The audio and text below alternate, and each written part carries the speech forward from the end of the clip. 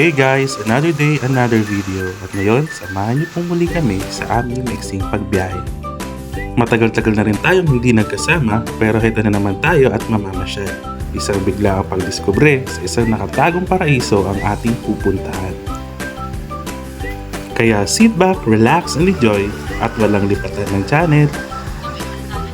Kasama natin ngayon ang co-teacher ng Maestrang Gala na si Rio. Siya talaga ang nag-iya sa amin na puntahan para ipakita ang nakatagong tourist attraction sa kanilang lugar.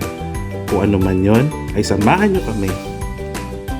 Mula sa main road ng Barangay Bagsik ay dito magsimula ang ating adventure.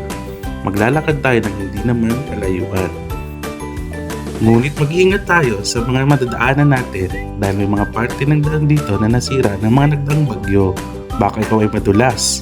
Madulas sa maling tao. Ay sorry, biro lang po. Kaya heto, si Maestrang Gala talagang listo, laging safety first.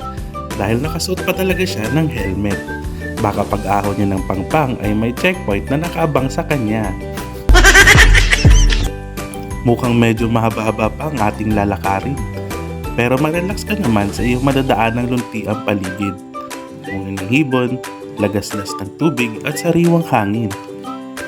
Ito yung mga dahilan kung bakit masarap manirahan sa probinsya.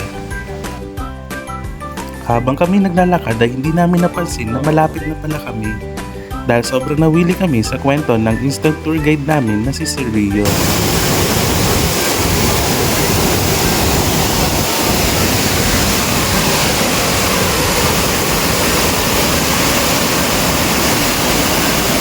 At heto na nga at narating na natin ang nakatagong paraiso ng Barangay Bagsik sa bayan ng Alcantara, ang Trangkalan Falls.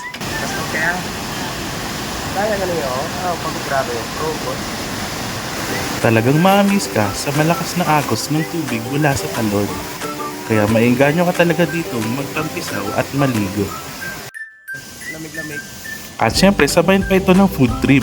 Kaya thank you po sa nagbigay sa amin ng masarap at matamis na bukayo. Perfect na merienda sa ganitong ka-perfect na lugar.